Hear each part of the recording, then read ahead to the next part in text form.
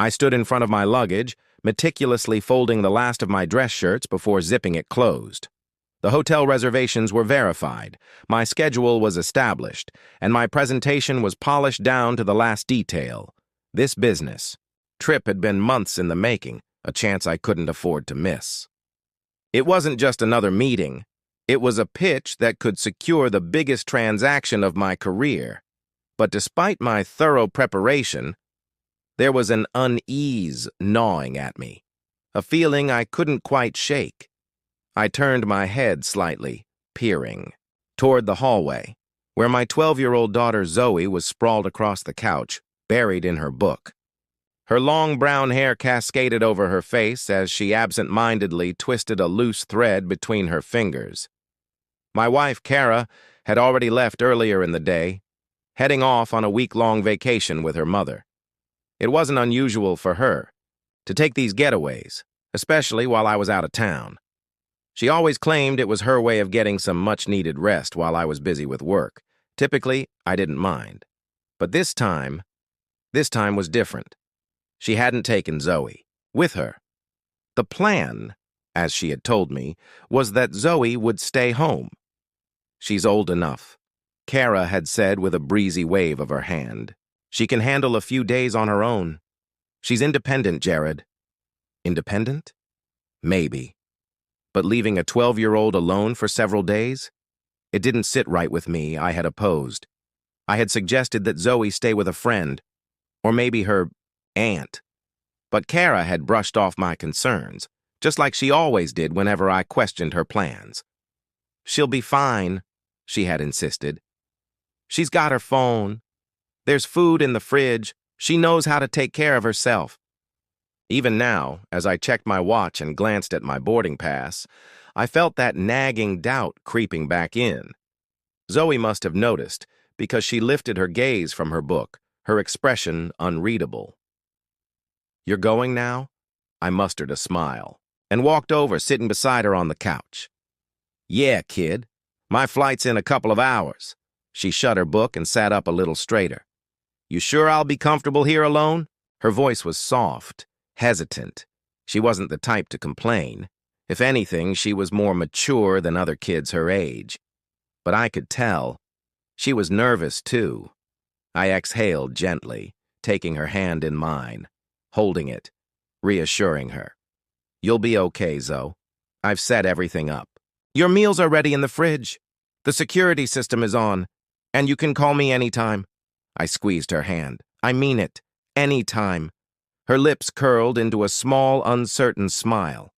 "Even if it's the middle of the night?"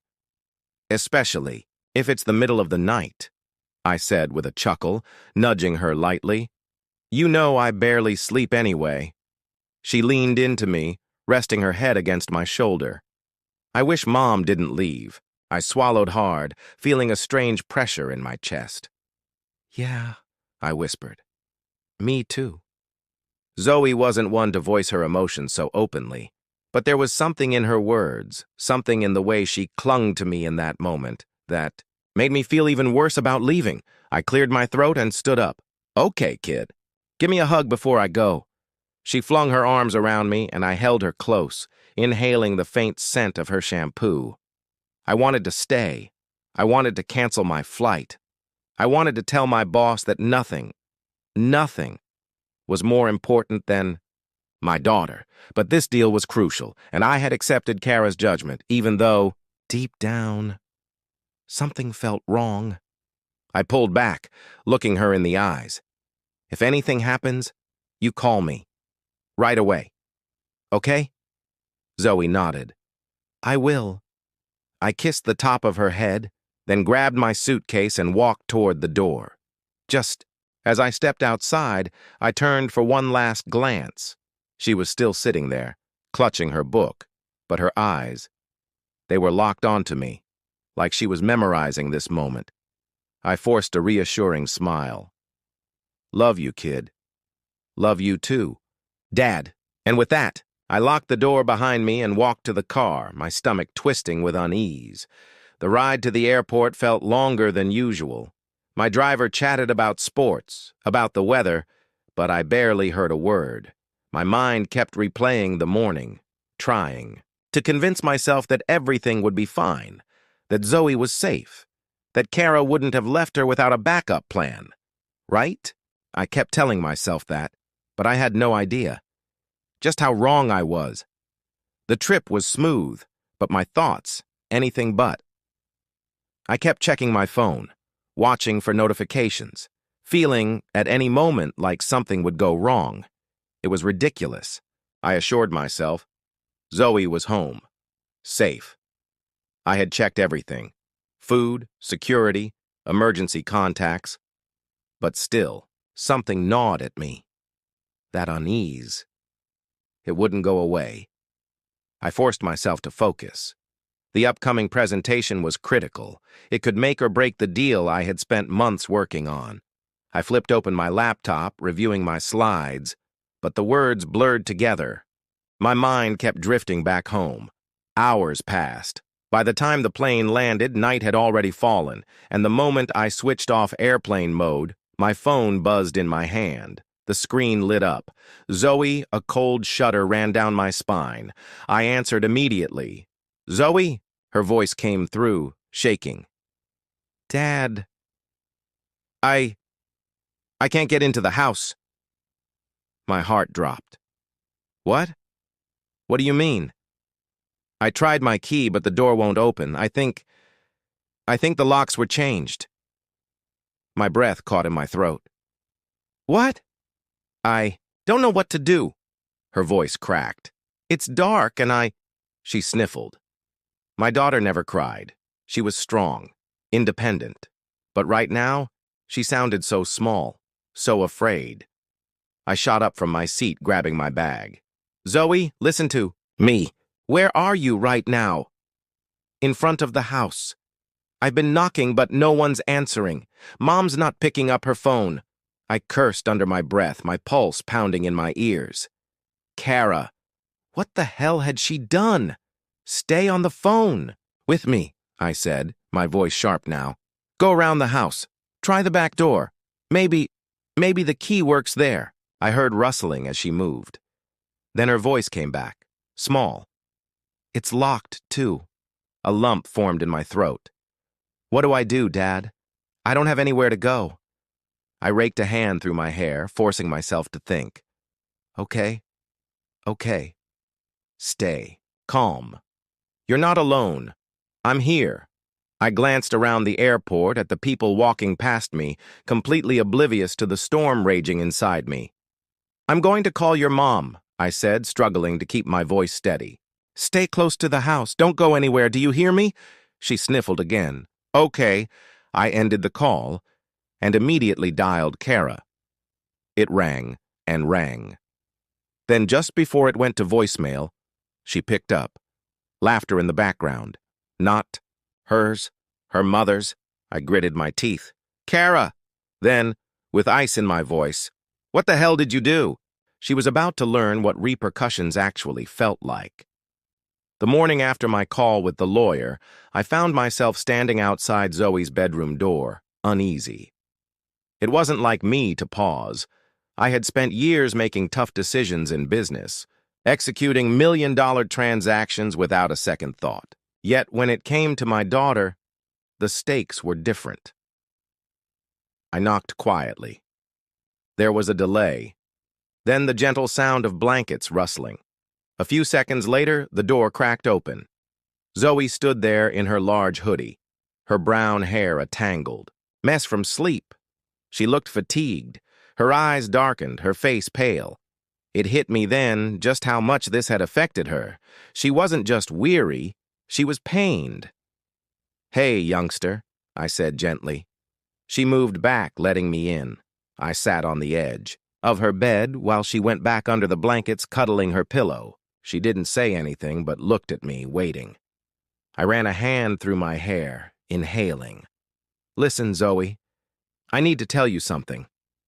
Her look didn't change, yet I saw the small shift in her eyes, the way she braced herself like she was preparing for bad news. I hated that she had to feel that way. I softened my voice. Your mom's not coming back, not anytime soon. Her fingers curled around the pillow. I know. I blinked. You do? She nodded, looking down. I saw the images, Dad, on Instagram. I felt my stomach plummet. I had tried to keep her away from it, had hoped she wouldn't go looking. But of course she had. She was 12, but she was smart. And unlike me, she had never been ignorant of Kara's greed. I let out a deep breath. I'm sorry, Zoe. She shrugged, but her voice trembled. It's not your fault. Maybe not, but it sure seemed like it. For years I had disregarded the signs. I had convinced myself that Kara's coldness, her detachment, was transitory. I had clung to the idea that she was still the woman I married, that the version of her who laughed with me, who held Zoe as a newborn, who had once been my best friend, was still in there somewhere. I had been wrong. Zoe bit her lip. So, what happens now? I leaned forward, resting my elbows on my knees. I filed. I want complete custody. That means you'll be with me from now on and your mom won't be able to take you away. Zoe stared at me, wide-eyed. She sought to take me? I hesitated, then nodded. I don't trust her, Zoe, and I'm not going to let her walk back in here when she feels like it and mess with your life again. She didn't say anything for a moment. Then, in a soft voice, she questioned, Do you believe she ever loved me? The question hit me like a punch to the gut. I swallowed the lump in my throat. Zoe. She glanced away, her fingers gripping the blanket. She never truly cared, did she? I wanted to lie. I wanted to tell her that, yes, her mother had loved her, that there had been some purpose behind all of this, some error, some explanation that made it all make sense. But I wasn't going to lie to her. Not anymore. I don't know, I admitted, my voice hard. But what I do know is that you are the most important person in my life, and I will never leave you. Ever. Her bottom lip shook. For a second, I thought she was going to cry. But she merely nodded, holding on to my words like they were the only thing keeping her stable. I reached out and smoothed her hair back. We're going to be okay, baby. I promise. She nodded again. Okay. I forced a smile. Now how about some pancakes? Extra chocolate chips? It got a small, reluctant smile out of her. Yeah. That sounds delicious. I patted her palm before standing up. Okay, right. Give me 10 minutes. As I headed to the kitchen, I felt a weight settle in my chest. Zoe had spent years learning how to be okay with disappointment. I was going to spend the rest of my life making sure she never had to feel that way again. I was halfway through frying pancakes when my phone buzzed. I dried my hands on a towel and examined the screen.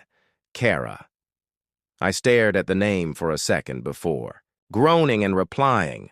What do you want? You cut off my money, she replied, her voice harsh, accusatory. I smirked. Took you long enough to see. This isn't funny, Jared, she snapped. I need that money. I leaned against the counter. No, you want that money. You need to acquire a job. You think this is a game? She hissed. You think you can just cut me off and wreck my life? Funny, I mused. That's exactly what you did to Zoe. A lengthy silence, then an annoyed sneer. Oh, please. She's fine. You're making such a huge deal out of nothing. She's not a baby, Jared. She's 12, I snapped. She sat outside her home afraid and alone because of you. But of course you don't care, do you? Kara breathed harshly. You always act like such a saint, Jared. Like you're the perfect dad. Newsflash, you're not. Maybe not, I said, my voice icy. But at least I'm here. She let out a bitter chuckle. You're punishing me.